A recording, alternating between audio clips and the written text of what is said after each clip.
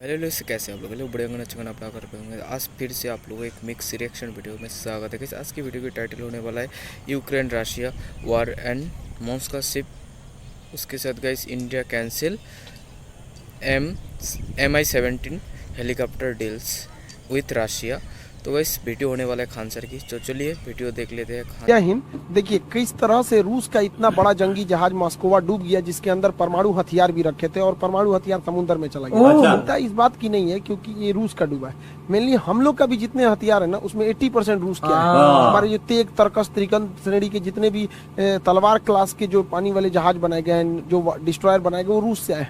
तो रूस क्यों नहीं बचा पाया इससे, और क्या कारण है कि भारत रूस से 48 MI-17 हेलीकॉप्टर की डील को रद्द कर दिया। देखिए रूस की जो जहाज था मॉस्को, ये काफी पुराना था, लेकिन ये काला सागर का एकदम दबदबा था। लेकिन इसे एक मामूली मिसाइल से मार के गिरा दिया गया क्योंकि इसे सैचुरेट कर दिया गया। इसके ऊपर S-300 मिसाइल डिफेंस सिस्टम लगा हुआ था। अच्छा। अब कोई भी मिसाइल डिफेंस की दो खराबी होती है। पहला कि वो एक लिमिटेड नंबर के मिसाइलों को ही मार सकता है। जैसे S-300 को ऐसा माना जाता है कि एक साथ ये 20 मिसाइलों को टैकल कर सकता है। 20 से 30 मिसाइलों को टैकल कर सकता है। अब इसे सैचुरेट करने का पहला तरीका ये होता है कि इसके ऊपर एक ही बार 50 ठो मार दीजिए, तो 20 ठो को तो ये काउंटर कर देगा, 20 से 30 को। बाकी कोई ना कोई तो जाके इस पे हिट करेगा। तो एक नंबर से इसे सैचुरेट कर देते हैं। नहीं तो एक टाइमिंग भी होता है, कितने टाइम में मार सकता है। एक ही टाइम पे मार दे खूब ज्यादा यहाँ पे। तो मेनली यहाँ पे खेल नंबर्स का होता है। तो यहीं पे हुआ, इस मिसाइल को सैचुरेट करके और पिन पॉइंट एक्यूरेसी के साथ से यूक्रेन इस पे मारा था। जब यूक्रेन इस बड़े से जंगी जहाज को मारा तो इसका मिसाइल डिफेंस सिस्टम भी काम नहीं कर पाया। इसे मारने में सबसे ज्यादा मदद किया था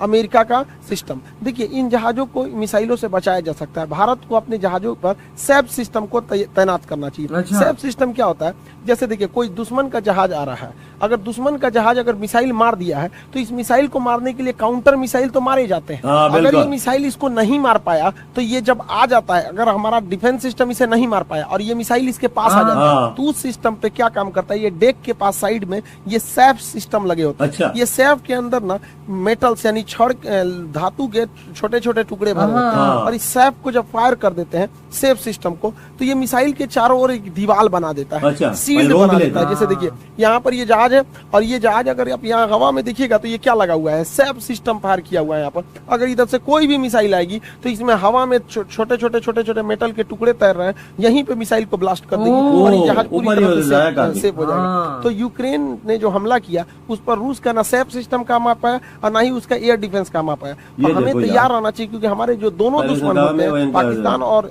ये चाइना, ये यूक्रेन की तुलना में पावरफुल है यहाँ पर। इसलिए हमको इस पर मतलब अपने हिसाब से एक लेसन लेना चाहिए। अब ये काला सागर है, काला सागर में जो रूस का जहाज था इसे सैटेलाइट से देखा था अमेरिका ने। अच्छा। और सैटेलाइट से इस जहाज को देखकर अमेरिका ने यूक्रेन को बता दिया, और यूक्रेन इस पे कई डायरेक्शन से मार के इसे एक साथ मारा और टाइम सैचुरेटेड करके इस जहाज को डुबा दिया। अभी यूक्रेन एग्रेसिव हो गया, क्योंकि युद्ध जब लंबा जाता है तो दोनों ओर से घाटा होने लगता है।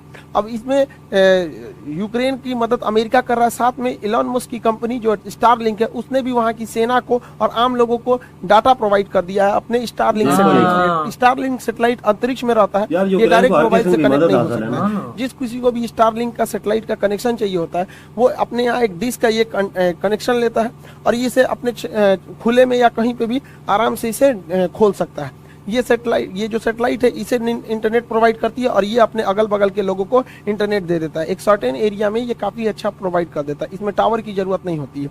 तो ये एलॉन मस्क की कंपनी ने यूक्रेन के सेना को, वहां के लोगों को कम्युनिकेशन में मदद कर दिया, जिससे कि वहां के लोग यूट्यूब या सोशल मीडिया से अपने चीजों को पहुंचा सके। अच्छा। और साथ में वर्ल्ड की सिंपैथी भी गेन कर सके। और यही अगर देखेंगे रूस के साथ, तो उसका यूट्यूब लेके A to Z चीजों को काट दिया गया। इसलिए रूस ने धमकी भी दिया है कि वो अपने एंटी सैटेलाइट मिसाइल से इन स्टारलिंक के सैटेलाइटों को मार गिराएगा। रूस का सबसे खतरनाक एंटी जो सैटेलाइट मिसाइल है वो A235 PL9 नूडोल मिसाइल है। अच्छा। ये नूडोल मिसाइल किसी भी सैटेलाइट को मारने के लिए एकदम सटीक पिन पॉइंट एक्यूरेसी से मार के गिरा देता है। हालांकि अब तक एक भी मार के गिराया नहीं है, लेकिन इसके पास ये क्षमता है, सैटेलाइट में मार के गिरा सकता है। भारत के पास भी ये क्षमता है, अंतरिक्ष की लड़ाई को लड़ सकता है। तो हमें हमेशा तैयार रहना चाहिए। अभी देखिएगा यूक्रेन जो है एकदम छोटा सा था, अमेरिका और यूरोप के अन्य देश बड़ा चालबाजी से ये काम किए कि रूस जैसे देश से लड़ने के लिए यूक्रेन को डिफेंसिव हथियार दे दिए। हथियारों की दो कैटेगरी होती है, एक ऑफेंसिव जो हमला करने के लिए होता है, जो रूस के पास भरपूर है,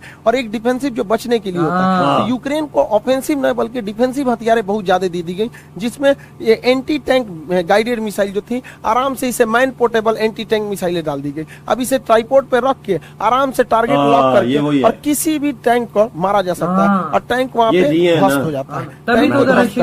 अमेरिका और यूरोपीय देशों ने यूक्रेन को बहुत बड़ी मात्रा में ये सप्लाई कर दी, और इसे पहुंचाना इजी भी था। पोलैंड बॉर्डर से इसे यूक्रेन में ले आके पहुंचा दिया गया, और ये काफी छोटे होते हैं, कहीं पे भी छुप के इसे फायर किया जा सकता है। इससे रूस के टैंकों को बहुत ज्यादा क्षति पहुंची है। देखो ना, इवन रूस के टैंक जो है वो कई सारे टैंक यूक्रेन की सेना के पास आ गया। तो यूक्रेन की सेना के पास आज के समय में जितना यूक्रेन का टैंक नहीं है, उससे ज्यादा तो उन लोगों ने रूस के टैंक को पकड़ लिया और पूरी तरह रूस के टैंक ध्वस्त हो गए। इसलिए भारत को अपने अर्जुन टैंक पर वर्क ज्यादा तेज करना चाहिए। और अर्जुन टैंक के लिए अच्छी बात यह है कि बहरीन को भारत ने अपना अर्जुन टैंक बेचना चालू भी कर दिया। ये बहुत बेहतरीन टैंक है, मेन बैटल टैंक है। भारत इसे बहरीन देश जो है उसे निर्यात भी कर दिया अर्जुन टैंक। रूस के साथ एक और समस्या है, रूस की अर्थव्यवस्था अभी गिर चुकी है, उसके पास उतने पैसे नहीं है।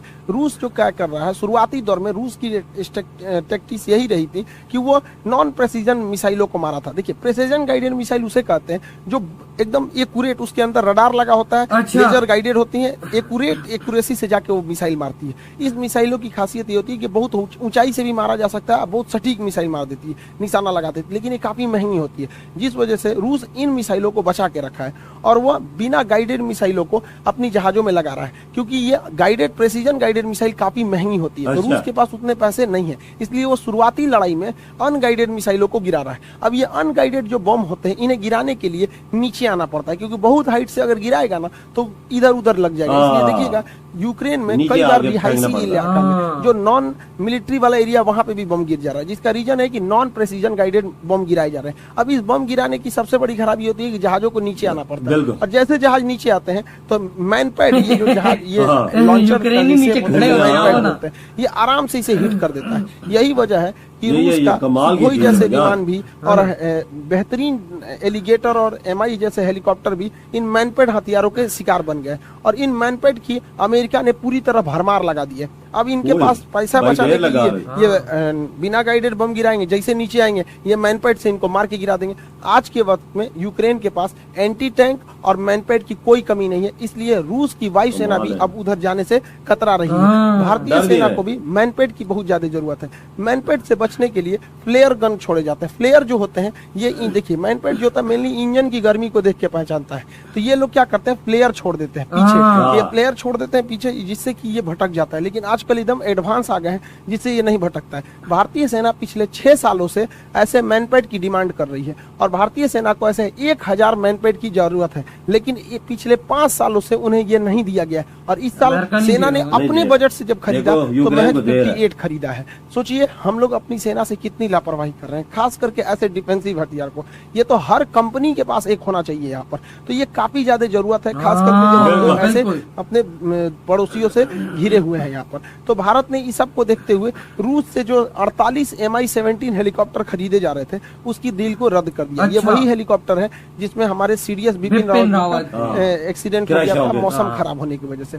इस डील को रद्द कर दिया गया। इसमें अमेरिका काफी खुश हुआ है। उसे लग रहा है कि अमेरिका के दबाव में भारत ने रद्द किया, लेकिन ऐसा बात नहीं है। इस हेलीकॉप्टर को बनने में 6 साल का टाइम लगने वाला था, और 6 साल में मोदी जी का पूरा प्लान है मेक इन इंडिया। इसलिए 6 साल के अंदर अंदर भारत अपना मल्टी रोल हेलीकॉप्टर बना लेगा, जो MI-17 को रिप्लेस कर देगा। इसे बनने में भी 6 साल लगेंगे। तो भारत सरकार ने भी कहा कि भाई आप दीजिएगा 6 साल में, उससे अच्छा 6 साल में हम बना के रेडी कर देंगे। डिजाइन इसका अवेलेबल है, बन चुका है, बस इसके इंजन की देर है। अब इंजन फ्रांस से आएगा या फिर रूस से ही इंजन खरीदा जाएगा, तो ये देखने वाली बात है। लेकिन मेक इन इंडिया के तहत 6 से 7 साल लग जाएंगे इन हेलीकॉप्टरों को बनने में। भारत रूस और यूक्रेन विवाद में काफी सूझबूझ से कदम रख रहा है। वो ना तो रूस की ओर जा रहा है और ना ही अमेरिका की ओर और यूरोपीय को, क्योंकि भारत को हर ओर से ज्यादा जरूरत है। इसलिए भारत को दूसरी की लड़ाई में पड़ना ही नहीं है। अभी दुनिया के ज्यादातर देश अपने सामान को डंप कर रहे हैं, एशिया के लोग भारत में, और भारत से इस सामान को भेजा जा रहा है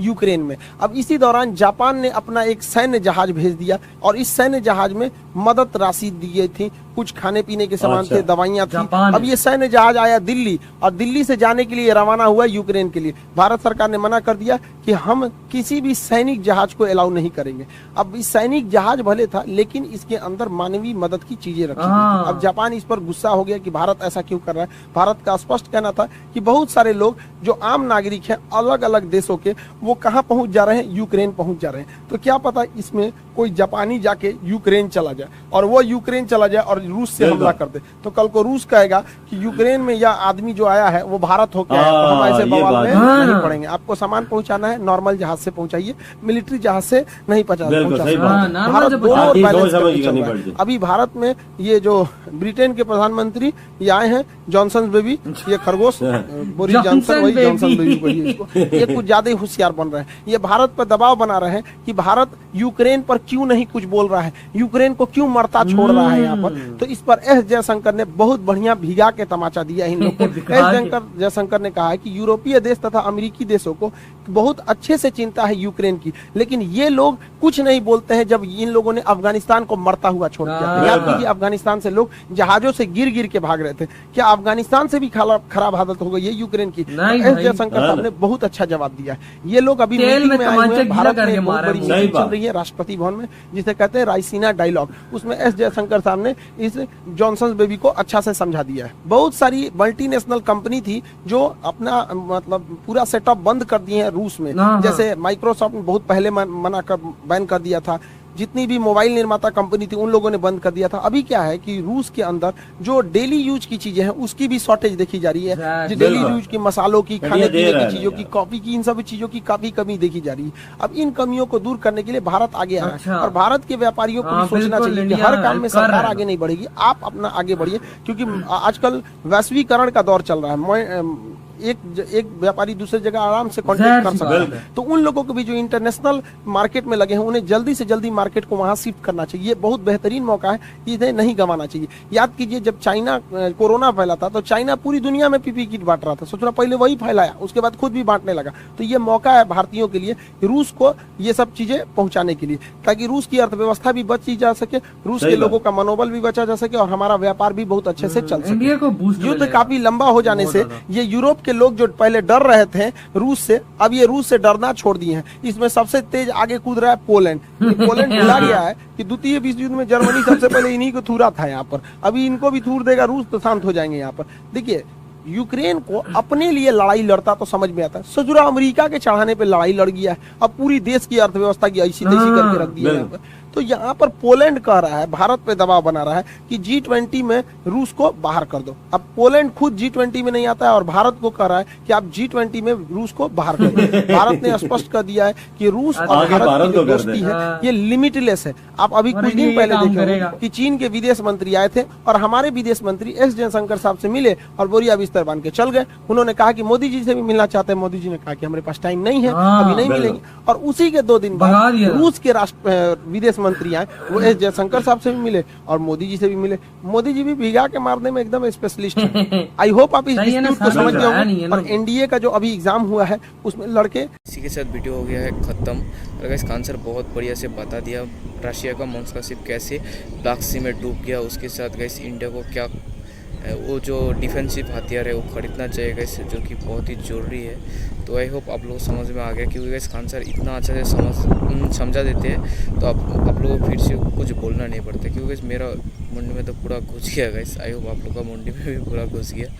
तो आज के लिए इतना ही, मिलेंगे नेक्स्ट वीडियो में। बाय बाय, टेक केयर, जय हिंद।